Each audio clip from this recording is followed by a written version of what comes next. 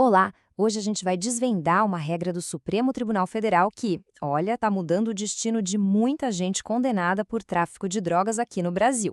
É a súmula vinculante 59.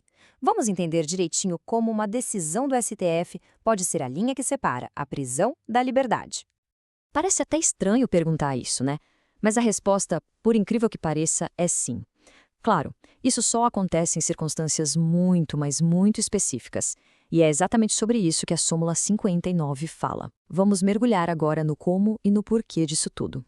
Para a gente não se perder, nosso caminho vai ser o seguinte. Primeiro, vamos entender que nem todo o tráfego é visto da mesma forma pela lei. Depois, a gente olha para a regra do STF em si, quais as condições para ela valer, quando ela não se aplica e, para fechar, como isso funciona no mundo real.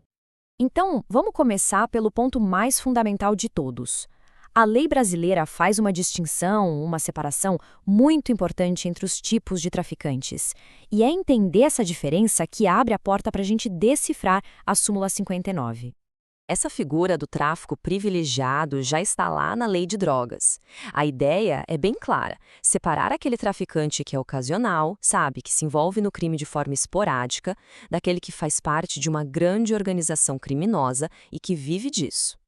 E para alguém ser considerado um traficante privilegiado, não é no achismo. A lei tem critérios bem objetivos. A pessoa tem que ser ré primária, ter bons antecedentes, não pode se dedicar a atividades criminosas como profissão e, ponto crucial, não pode ter ligação com organização criminosa.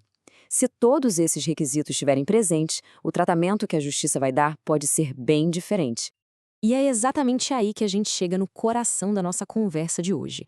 A regra que o Supremo Tribunal Federal criou para todo mundo seguir, para uniformizar as decisões em todo o país. É importante lembrar que quando o STF lança uma súmula vinculante como essa, não é só uma recomendação, não. É uma ordem. Ela se torna obrigatória para todos os outros juízes e tribunais do Brasil. A ideia é garantir que casos parecidos tenham tratamentos parecidos.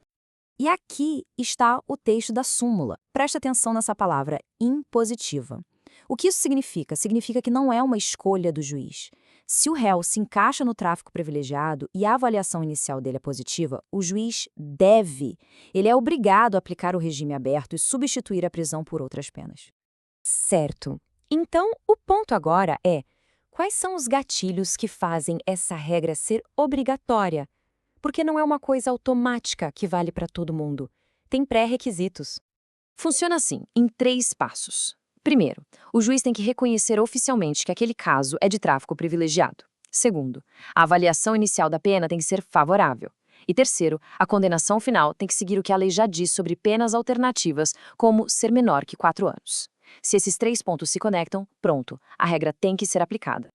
Agora, tão importante quanto saber quando a regra vale, é saber quando ela não vale.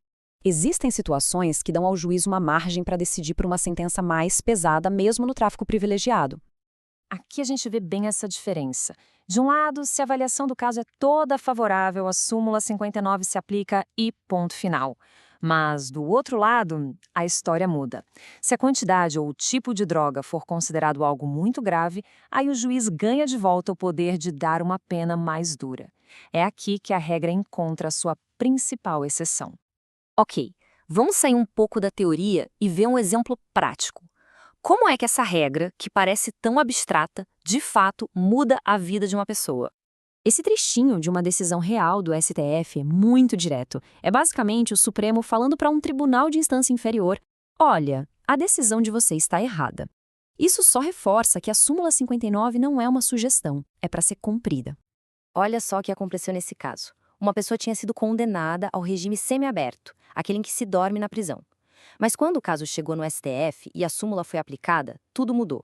A pena virou regime aberto, cumprida em casa com algumas restrições, e foi trocada por serviços comunitários. É uma mudança radical. Troca a cela pela chance de reintegração na sociedade. Então, no fim das contas, qual é a grande lição disso tudo? A súmula 59 quer criar um padrão no país. Ela quer garantir que o pequeno traficante, aquele que não tem um envolvimento profundo com o crime, não receba a mesma pena super rigorosa que um chefe do tráfico. Ela força o sistema a olhar para as particularidades de cada caso. E isso nos deixa com uma reflexão final, né? Será que essa regra é um passo importante para uma justiça mais justa e individual? Ou será que a complexidade das exceções acaba criando uma nova briga nos tribunais sobre quando exatamente ela deve ser aplicada? Uma questão para a gente continuar pensando.